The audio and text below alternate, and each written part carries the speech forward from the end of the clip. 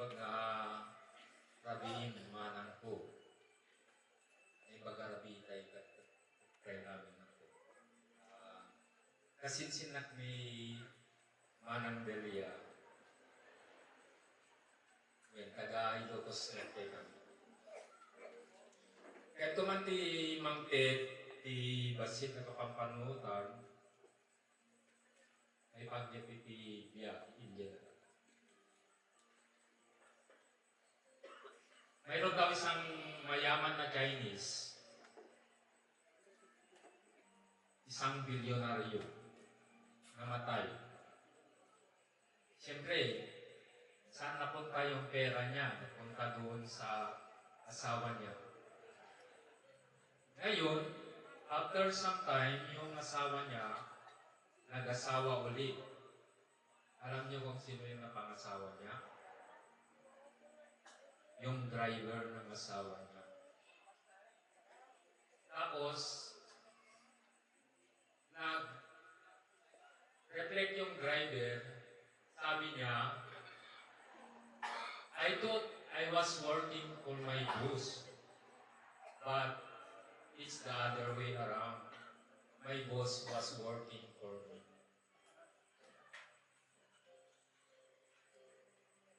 Nais kong pag-isipan natin kung ano ba ang kabuluhan ng buhay. I think everyone of us is craving for happiness. That's the bottom line. Kaya nga lang, yung sukatan natin ng happiness ay magkakaiba. Ano yung nakapagpapasaya sa atin? Kanino tayo gumigising? What is driving us? Minsan, pag nakakasalubong ko yung mga estudyante ko, sinasabi sa akin, Sir, asan yung sasakyan mo? Kasi nakikita nila kung naglalakad. Kala nila I'm walking all the time, but that's true. Anyway, I told them, I usually tell them, that's not my priority to buy a car. Kaya imbag kadawada nga adatultulunga nga ubingkay lang hindi, that was 2007, and I started helping this child. Actually, she is a cerebral palsy. So, ang monthly niya na ibibigay ko sa kanya ay 2,500. Ang monthly. So, if you compute that, that is 30,000 in a year. Now, from 2007 until now, that is already 18 years. So, compute that again. That is 540,000. So, I'm telling them, I'm sharing this one, I'm not bragging, but to inspire you. I mean, yung pera na yan, kaya ng bilhin, bumili ng isang kotse, although kahit second hand. Yun din, ano ba yung pinakapupos natin sa buhay? Ano yung nakapagpapasaya sa atin? Yung career ba? Public service? Material ba na bagay? Yung sensual pleasure ba? Now, kung babalikan natin ang sa Bible, kung itinuturo dun, ang basehan kung paano nakikita ang tunay na pananampalataya ay pagiging fruitful. Okay. Your faith must be fruitful. Kaya, in all aspects of life, yan naman talaga yung sukatan. Yung pagiging fruitful. Fruitful yung sa career, fruitful sa pamilya, fruitful sa pananampalataya. Now, hindi na naiba si Mang Delia sa akin. Actually kasi, hindi ko lang yung kasin. Double kasin pa kasi yung nanay namin magkapatid, yung tatay namin magkapatid. Now, I should tell you that I was a missionary in Africa for 10 years in Zambia. Now, alam niyo doon, walang distinction yung kapatid sa pinsan. Ang pinsan mo ay kapatid na. So, actually, that is the reality between us, I and Ma'am Delia. We are not just cousins. We are brother and sister. In the language of Africa, they say, Mukalamba, my big sister. She is my big sister. And actually, it's true. I consider this house a home because this is my third time to come here. I'm always welcome here. So, kahit na pumanaw na si Manang Delia, I think from all aspects, we can say that she lived a fruitful life. For her relatives, for her family, for public service. I could refresh my mind. I delivered already sometime not so well done testimony or tribute. I think that was 2 days ago. But I pride myself. I expressed myself when I was dropped the first time. I bawled out, really. Yeah. Sakit at nagtung apak. Nakikigaya mo, nagtung out doon na Mangdel is a good person. He is, I could sum it up, she is a quintessential human being. Her attributes run the spectrum of the adjectives in the alphabet, from being adorable, wife, beloved, writer, caring, teacher, doting, grandmother, and etc. Out going until perhaps successful. Kasi she had a successful life. Even in her dying days, she was a fighter. I remember, I think that was in September. When I got the news that my dear sister is dying.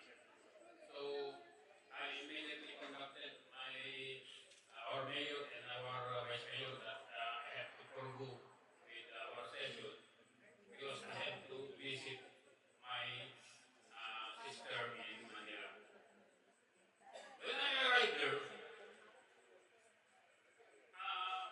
nangungag-trip na iti na makita di panagagrilat na. Yung magagrilat na, impakita na napasagutin yung raksasa na nakita ka niya. That is Mount Daya. And going over the testimonies of so many persons, colleagues, friends, relatives, former students, she certainly have touched so many persons during her life. She cast a giant shadow in the lives of so many.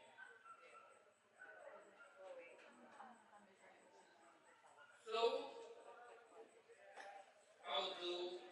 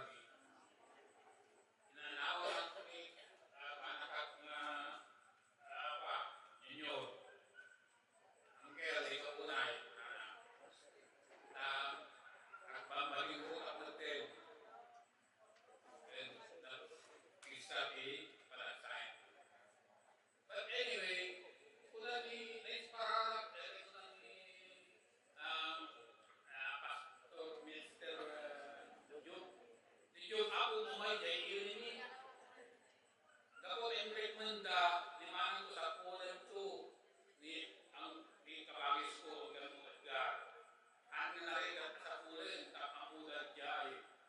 Kumena, kita niya. At prepare over no nga ni yung i-prepare over natin pamilya, i-prepare over natin father. I was inspired by his words that somewhat our life is just peaceful. But it might be smooth. But the life of my sister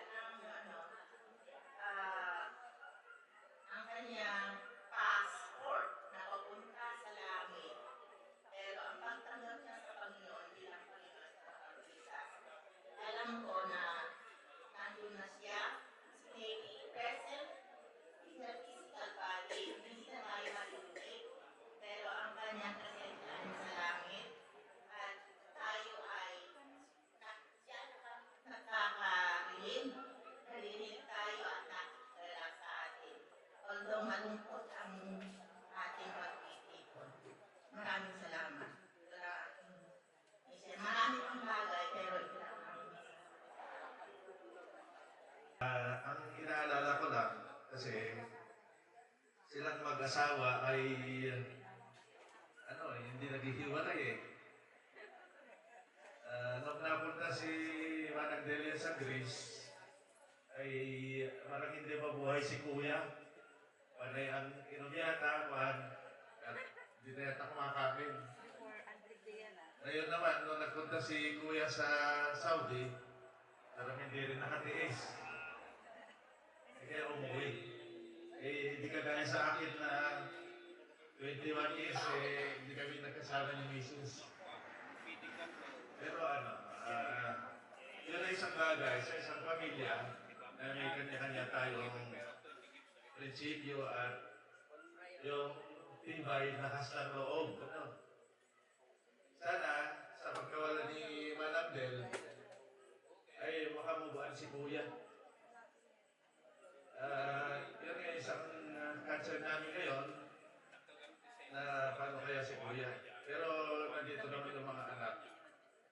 Sabi nga namin sa Kasilan kaya, sa Manila kaya, sa Negras kaya, o baka dadalhin sa abroad. Sana nga, ayun ang na yung mag-asawa na labis na nagmamahalan ay ayaw nila magkakiwalayan, pero hindi man forever na tayo ay nabubuhay sa lupa. Sabi nga ni Pamangkin Job kanina na life is very short. Pagka binuksan mo, mawawala na. Pero ang magagandang bagay, alaala, ay hindi natin nakakalimutan sa ginawa ng isang tao. Ang pinakamaganda doon ay, sabi nga, ay tumanggap sa Panginoon. At alam natin na sila ang nanalangin sa atin dito sa buhay natin sa lupa. Yung mga namatay. Kung naniniwala tayo doon. Kaya yung mga nawala, mga maalala ko lang, yung lola namin, very religious yun. Si Lola Francesca. Na hindi ko akalain na kaming mga apo ay mapupunta pala kami doon sa sinasamba niya na religion. Kasi ako ay masalimuot din yung naging buhay ko. Pero nakita ko, nung tinanggap ko si Jesus Christ bilang Panginoon tagapagligtas, ay maraming nabago sa buhay ko, sa pamilya namin. At hindi lang sa pamilya namin, kundi yung mga kamag-anak, kapatid ko, sa mga tao na nakakasalungan natin na i-share natin ng salita ng Diyos. So, si Manang Delia ay marami siyang nagawang magagandang bagay na nakapag-inspire sa amin bilang mga kapatid. Sabi nga ni ate, nag-aaral pa lang kami ay nagtataka kami kung bakit. Kung ang bigay sa amin ng regalo, yung mga advices na hindi pa namin alam na girlfriend pala ni Kuya. Actually, yung pinsan na niya, pinaliligawan sa para maging closeness na, pero hindi nangyari. Kasi may purpose talaga yung Panginoon sa ating buhay. So, sa mga pamilya naman ni Manong, dahil puro lalaki, ay yung legacy na iniwan ni Manang Delia sa atin ay sana palabuin naman. Yung, alam ko, meron tayong mga kanya-kanyang problema, hindi pagpapunawan sa buhay. Pero pagkakapatid, ang tapik lang o isang hanglang ay nagkakaayos na. Ito dapat sa ating pamilya, yung pagtulungan na yun ang umpisahan ni Manang Delia at sana pagpatuloy natin. Nakakatuwa. Ay, basta na tayong pamangkin. Nagtaka ko dun sa naging Inglesero. Nagmana sa kabila. Sabi nga ay sa baksa daw ay matyaga magtrabaho. Pero medyo mahina lang sa academic. Pero pagdating naman sa kabila, academic sila. Ayun ngayong so, sabi nga nang narinig ko sa kahit daw kung bakit yung sa kabila ay very vocal, matatapak kung walang makipaglaban. Pero sa baksa daw ay medyo tahimik lang. Pero pagdating sa prinsipyo ay talagang pinaglalaban ko ano ang tama. So, kay Kuya, sana makamuban at sa mga anak, alam ko na nag-iisa ka na, nawalan ka ng anong tawag doon, tungkod, o pakpak pala. Eh, yung isipin na pa, ikaw naman ang ulo ng pamilya, ay maging papakalit ng very strong para yung pamilya mo, ako mo ay ang pupursige sa ano ang plano sa buhay nila. So, magandang gabi sa akin. Manang Delia sa aming pamilya. Nag-usap nga kami kagabi ni Maylin, sabi niya, yung panganay na anak po namin, Mami si Auntie Delia, mapamariano, mapabaksa. Siya yung nag-o-organize, sabi ni Maylin. Tsaka siya daw yung nagpaparating kung ano yung plano. Kahit sa amin nga, sa pamilya ni Manong Panyong, sa kay Anthony, kay Manang Jean, at sa pamilya namin, ay pagka-Christmas na yan, summer vacation, may plano na siya. Mga month of October, November, tinatanong na kami kung saan kami mag-i-spend ng reunion ng Christmas vacation. Ganon din pag summer, si Manang Delia na, wala pang Marso, may plano na siya kung saan kami. Sabi nga namin, kami ni Manang Jean ay medyo tahimik. Bagamat malapit lang po ang aming bahay, nasa Lupaw siya, umisa nasa San Jose, sa pagiging busy na po namin ay kumisan hindi na kami nakakapagplano. Kumisan nagugulat na lang siya. Ang ginagawa na sabi ni Antolin ay, magluto kayo, tayo-tayo di balay ni Manang. Kasi nga si Manang Del, nung nagkasakit na po siya, hindi na po yung gaya ng dati na nakaplano, karay-karay namin, ang anak namin. Kaya napakalaking bagay nung nawala si Manang Delia.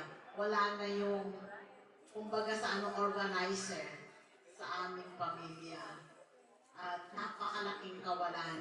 Tsaka yun, ulitin ko po yung pagiging teacher ni Manang Delia. Isa din po yung aming maaralan na nakinabang sa kanyang talent. Yung pagiging mathematician. Alam niyo po ba, si Manang Del, yung unang taon na nag-retire siya, dumalaw siya sa school. Sakto naman na may notice kami na magkakaroon ng competition sa MTAP, yung Math Challenge. Tapos sabi ko kay Manang Del, stay ka pa yung mandita kayo ni Manang. Ure 1 week lang tumawad at ure 1 week. Pakisurwang dagi yan na ay nagigi estudyante na lumaban iti Math Challenge. 35 schools aglalaban di buong San Jose. Talong ubing, sinuruan na. Alam niyo, out of 35 school, nag-second place ang school namin sa San Jose. Ganun po siya kahusay na teacher sa math. Sabi nga po ng mga estudyante ko, sabi niya, Ma'am, ang galing-galing. Kaya lang po, napaka-stricta. Napaka-stricta daw niya. Ayaw niya kung saan ka tumitingin pag nag-explain ka. Hanggang sa ginawa niya kasi maingay sa school, pilon out niya sa school. Tulbigang ade. Half day kami, hindi Cervantes, di balay damana. Ijay na nasursurwan dagi jubing. Manang mga nakatilibro, anang Phoenix, Sib, ibagat dagi books. Pabitbit ko dagi books. Kinita na, anan? Baka muklat man kayak daytan. Kung nagalaga yung estudyante ni, ma'am, ang galing. Kahit walang libro, kayang-kaya niya po kaming turuan. Out of 35 schools, second place po yung mga estudyante namin na tinuruan niya. Ganun po kagaling si Manang Belia. Agino, blood, agino, kung nila kay ko, pag no kinasingkot, baksa. No kinalaing, agino, pakakpakan ka na, agino, tatanga na, be. Lagi ti anak da, nagsisingkot da, baksa, takalong. Maturot ko na natin bayaw ko. So, ni Manang Bel, malaking kawalan po sa kanyang pagkawalan. Yun po ang mamimiss namin. Kami na lang siguro ni Manang Jen, ay ni Manang Inyang. Ito sila Julius, sila Isel, si Werly. Kung pag dito po magkita-kita tayo pag summer, dito tayo. Kapag tayo dito, kung sagdat ka ni Vermont, so kasta lang siguro, hanteng nga may plano nga naayos. Pero dapat ni Vermont, ng mga organized, makita di Facebook, active na active. So, agyaman na, the presence, tumunggal may sa kada tayo amin.